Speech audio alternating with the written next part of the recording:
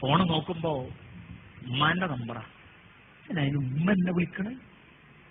നമ്മളുമ്മയായിട്ട് 9 മാസവും 14 ദിവസവും പേറി നടന്ന് 2 കൊല്ലം കാലിൽ കിടത്തി പാല് തന്നും പാലും പൊടിയും കലക്കിത്തന്ന് നമ്മൾ കാഷ്ടിച്ചതും മൂത്രിച്ചതും കോരിയ ഉമ്മാക്ക് നമ്മളെ ഫോണിലേക്കൊന്ന് കോൾ ചെയ്യാൻ കഴിയില്ലെങ്കിൽ സുഹൃത്തുക്കളെ നമ്മൾ ആരാ?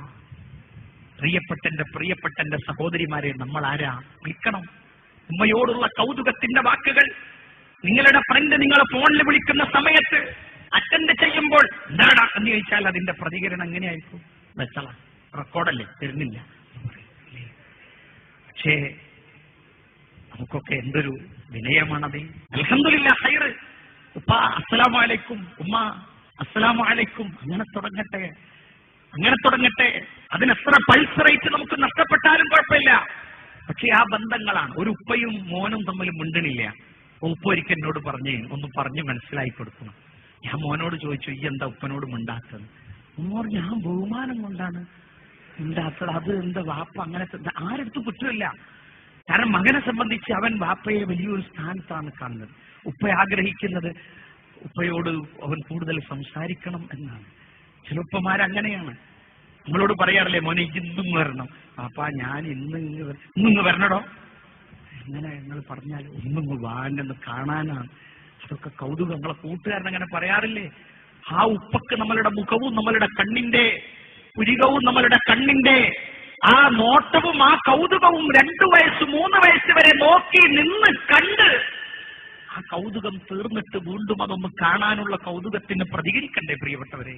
റസൂലുള്ളാഹി സ്വല്ലല്ലാഹു അലൈഹി വസല്ലമ പറഞ്ഞു, അല്ലാഹുവിന് വെറുക്കപ്പെട്ട കാര്യത്തിൽ ഒന്ന് അല്ലാഹുവിൽ പങ്കു ചേർക്കലാണ്, 2 മാതാപിതാക്കളെ നിന്ദിക്കലാണ്. എത്രത്തോളം എന്ന് വെച്ചാൽ ചൂട് വർദ്ധിക്കും, ചരൽ മഴ വർഷിക്കും, ആകാശത്ത് നിന്ന് മാലയുടെ കയററ്റാൽ മുത്തുമണികൾ താഴേക്ക് വീഴുന്നത് പോലെ പരീക്ഷണങ്ങൾ വരും. ഇതിലേറെ വലിയ സൂര്യാഘാതം ഇവനാരുണ്ടോ ഈ ലോകത്ത്?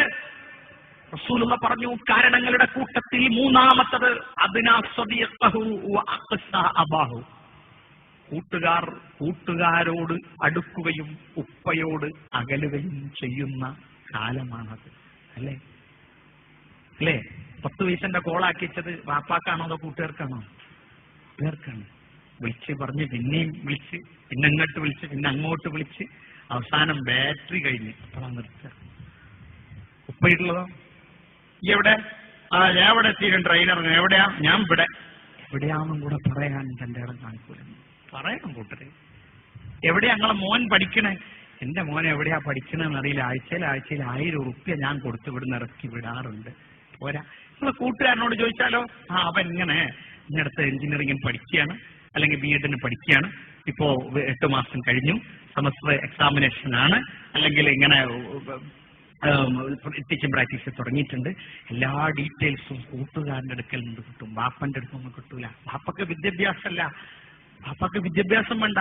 വാപ്പനോട് പറയാ, വാപ്പ ഞാൻ ഇന്ന കോളേജിലാണ്, നിങ്ങൾക്ക് അറിയോ ആ കോളേജ്? ഇല്ല, ഞാൻ കണ്ടിട്ടില്ല, കുറെ ദൂരാണ്, എന്നാൽ നിങ്ങൾ കാണണമെന്നൊന്നുമില്ല, ഇന്ന കോളേജാണ്, അവിടെ ഇത്ര അധ്യാപകരുണ്ട്, ഇത്ര എന്താണ് അവിടെ കോഴ്സ്, ഒക്കെ ഒന്ന് അങ്ങോട്ട് പറഞ്ഞ് വാപ്പ അതൊക്കെ കേട്ട് വാപ്പ അങ്ങാടിയിലിറങ്ങിയ ഒരാളെ കാണുമ്പോൾ നെഞ്ഞത്ത് കൈവച്ച് പറയും, ഞാൻ എൻ്റെ മോൻ എൻ്റെ അടുത്ത് പഠിക്കാം, അവിടെ പഠിക്കുകയാണ്, അവൻ നാളെ വരുമെന്ന് പറഞ്ഞിട്ടുണ്ട്, അപ്പൊ ഞാൻ കോഴി വാങ്ങാൻ വേണ്ടി വന്നതാണ്, അവൻ നാളെ വരുന്നുണ്ട്. പുതിയാപ്പിള വരികയല്ല, നമ്മൾ ചൊല്ലുകയാണ്.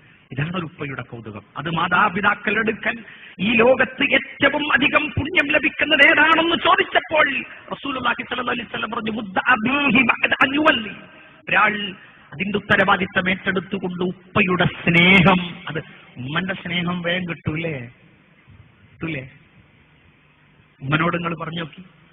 നിങ്ങൾ 1 മാസമായിട്ട് നിങ്ങൾ പോയിട്ടില്ല വീട്ടിലേക്ക്, 1 മാസമായിട്ട് വിളിച്ചിട്ടില്ല. ഉമ്മ അസ്സലാമു അലൈക്കും, നാളെ എക്സാമിനേഷൻ, നിങ്ങൾ പ്രാർത്ഥിക്കണം.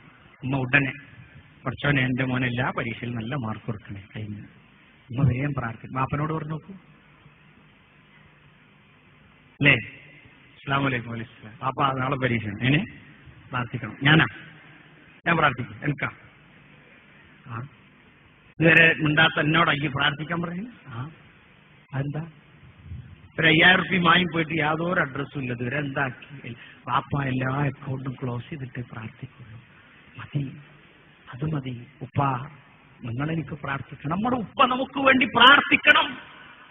നമ്മളെ പോറ്റുന്ന, നമുക്ക് തിന്നാൻ തരുന്ന, നമുക്ക് ഈ കാര്യങ്ങളിൽ സഹകരിക്കുന്ന, നമ്മളെ കൊണ്ടുപോയി ചേർത്തിയ ആ ഉപ്പ നമുക്ക് വേണ്ടി പ്രാർത്ഥിക്കണം. പ്രിയപ്പെട്ടവരെ, യൂണിവേഴ്സിറ്റി ഫാദേഴ്സ് നെയിം എന്നൊരു കോളം തന്നിട്ടില്ലായിരുന്നുവെങ്കിൽ 5 കൊല്ലവും ചിലപ്പോൾ നമ്മളെ ഉപ്പയെ ഓർക്കില്ലായിരുന്നു ഇവിടെ, അല്ലേ?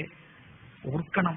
കാരണം പിതാവ്, മാതാവ്. ഞാൻ എൻ്റെ ഒരനുഭവം, ഒരു 2 മാസം മുമ്പ് കണ്ണിന് കാഴ്ചക്ക് ചെറിയൊരു പ്രയാസം വന്നു. അപ്പൊ വാപ്പ പറഞ്ഞു, എവിടെയാണ് ആശുപത്രി കാണിക്കുന്നത്? ഞാൻ എവിടെയാണെന്ന് പറഞ്ഞില്ല. പറയാതിരുന്നത് ഉപ്പ അത്രയും ദൂരം സഞ്ചരിച്ച് അവിടെ എത്തും എന്നതുകൊണ്ട്. ഞാൻ തിങ്കളാഴ്ച രാവിലെ പരിശോധനക്ക് വേണ്ടി അവിടെ എത്തിയപ്പോൾ വാതിൽക്കൽ 58-60 വയസ്സായ ഉപ്പ ബൈക്കിന് വന്നവിടെ കാത്തിരിക്കുകയാണ് കോഴിക്കോട്. ഞാൻ പറഞ്ഞു, ഉപ്പ നിങ്ങൾ വരണ്ട, മോനെ കണ്ണ് പരിശോധിക്കാൻ വരുമ്പോ കൂടെ ആളെ വരണം എന്നുള്ളത് ഈ വായിച്ചിട്ടില്ലേ? ഇവിടെ അത് എഴുതി വെച്ചിട്ടുണ്ട്. ഇപ്പോഴും എന്നോട് ചോദിക്കൂ, ഇനി എന്നാ പോണം. അതുപോലെ നമ്മളെ തുടർന്ന് നമ്മളെ എറണാകുളത്തായാലും ബാംഗ്ലൂരിലായാലും മൈസൂരിലായാലും നമ്മളെ നിഴലിനെ പിന്തുടർന്ന്